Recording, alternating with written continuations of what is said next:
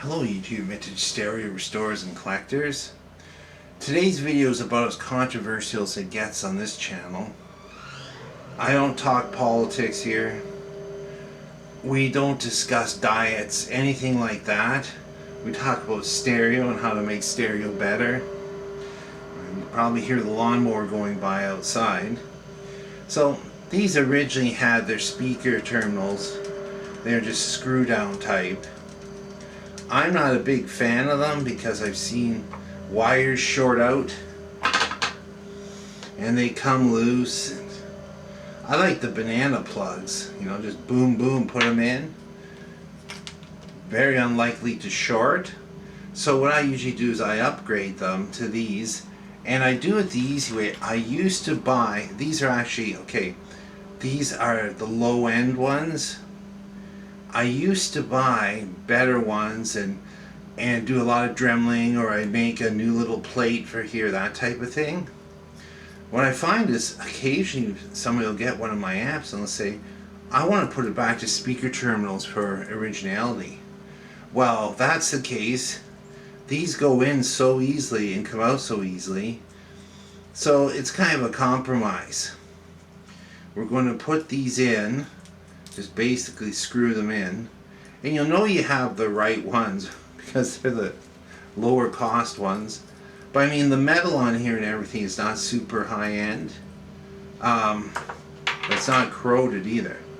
So I just took this solder tab off of that one, the next one I'm putting in, and we just tighten the whole thing down a bit. There's the negative hole. Wind it in. Boop, boop. Snug it. Put your pliers on the collar, and then just loosen this so that in case you want to wrap a wire around it, otherwise you're doing a straight plug in. And then it's the same for the next one. Now what I usually do on these with two sets of speakers, I only do one, and if down the road somebody buys it from me and they want an extra pair, well, I just buy a bunch of them. They're usually in sets of 20. So I do the same thing here. Crank it. Now if you get one where the screws are stripped, and sometimes they are, the threads are stripped, put that in there. I grunt because I'm a little arthritic sometimes.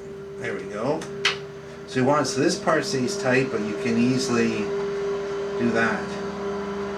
This set went in really tight. Sometimes you get them where the screw's a little bit stripped, and then you put a locking nut on the back, and it's really not a big deal on these. You just gotta get in from behind and spin it on, maybe put a lock washer. I find once I put them in like this, they don't come out. Because all you're doing is like boop, boop, boop, boop, putting them in. Sometimes they don't go in perfectly straight because they're a little bit just from years of maybe one got bent down, whatever. But anyway, that's a quick upgrade that you can do that can easily be undone. Thanks for watching and listening.